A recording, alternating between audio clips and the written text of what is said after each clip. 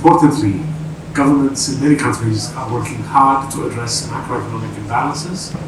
Fiscal deficits, for example, have been narrowing, helping stabilize public debt in most countries. These outcomes are all the more encouraging given strong external headwinds, such as slower international demand, expensive and difficult access to finance. Still, it is too early to celebrate as many challenges lie ahead. The funding squeeze is not over, and while debt levels have stabilized, the cost of repayments has increased. Policy priorities can help.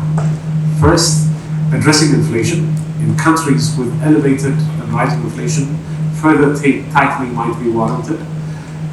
Countries where inflation is both falling and on track to meet their target could pause monetary policy tightening.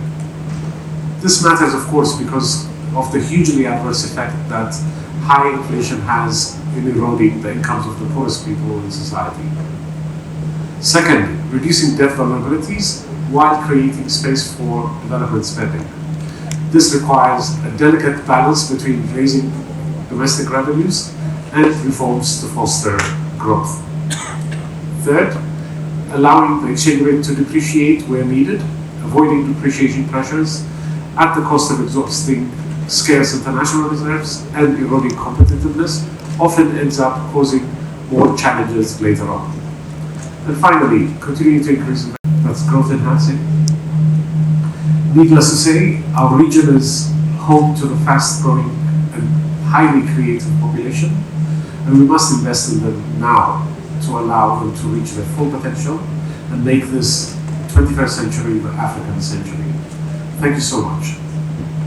Thank you, Abebe, for this very insightful introduction. My question is, debt, inflation, budget deficits, taxation, what should we expect in 2024 in sub-Saharan Africa, especially when we know that the continent is considered to be the future of the world, while countries of the region are still suffering from the development financing crisis? Thank you. The financing challenges continue to be quite stringent. But as we also noted, we are seeing signs of output beginning to recover. That's very encouraging. Growth decelerated from 4% to 3.3%. But if we actually look at the median growth rate, it was stable at 4.1% for the region now. And it's the slowdown in growth was because 3-4 large economies saw activity declining this year. So for the vast majority of countries, we are seeing stability in the growth rate and even a broadening of the recovery into next year. That's encouraging. Second, we are also very encouraged by the fact that our policymakers have been grappling with these challenges. Some of the fundamental factors behind the inflation pressures that we see, the debt buildup, has of course been high fiscal deficits, and countries have been getting to grips with that. Fiscal deficits have narrowed, helping stabilize debt. Growth, of course, has also contributed. So, we remain cautiously optimistic, as I said in my introduction. There has been a big fallout, as much remains to be done, and the international community definitely needs to support the region. But, we shouldn't underestimate also just how much work has been done over the last couple of years in difficult conditions. Thank you, Abebe.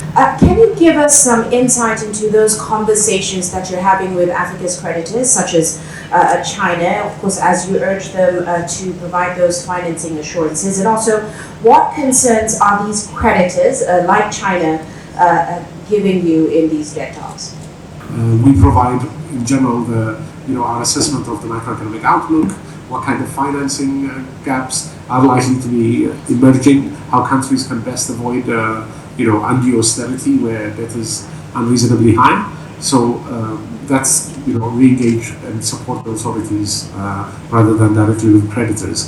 But we, of course, from time to time do meet with creditors, and